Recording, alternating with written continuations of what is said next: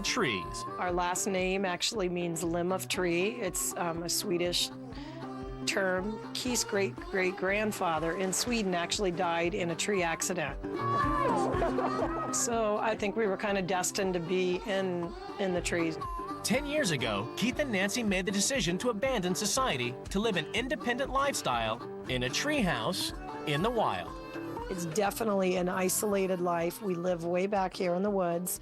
We don't get visitors in the wintertime because nobody wants to hike in, you know, a quarter mile from the highway to our front door.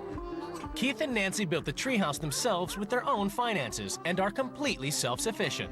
We didn't have electricity put into our home. We do have solar.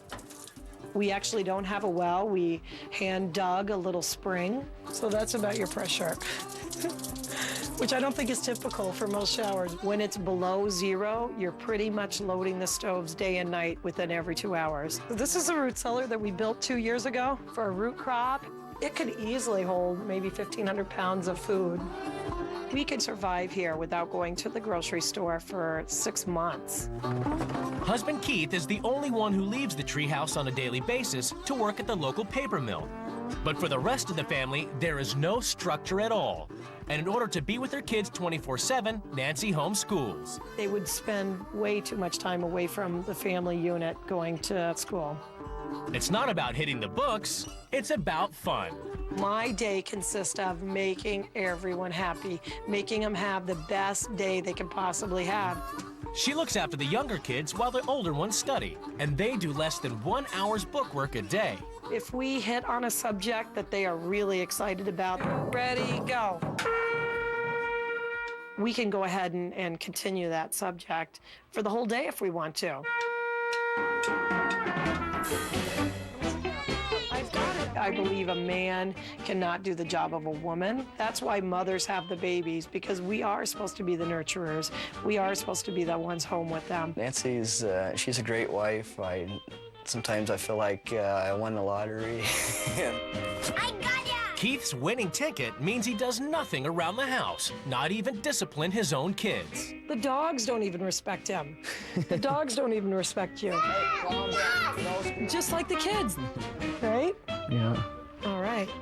But now, Nancy must abandon her family and her treehouse to swap lives with a woman she's never met 500 miles away in suburban Pennsylvania. The Oeth Corporation, where the pursuit of financial success comes ahead of the kids. And it's a slick operation. Meet Christy Oeth, a high-flying career woman. She and her husband Mike run their family and 4 children like a business. Hey, Mike. Get up. It's 5 o'clock. Time to go to the gym. If I get interrupted in my order, then somebody doesn't get something that they need in their lunch. I'm very type A. I'm very, stressed out all the time. I try to stick with the plan. I just have a real-time sensitivity, and that's how my personality is. Time to go to school. During the day, Christy doesn't see the kids at all. She drops Molly and Delaney at daycare and goes to work at a finance company. All right, guys, time for school. Let's go. Socks and shoes, okay. The Oeths have a divide and conquer approach to business and family life. Christy's like a business partner. It's definitely a partnership. There's a lot of teamwork. I've got an alarm on my watch that goes off at 8:34, and that gives us enough time to be up at the bus stop by 8:43 when the bus arrives. Bye, guys. Mike works from home and deals with the cooking and the shopping, for which he's developed a database spreadsheet system to increase efficiency.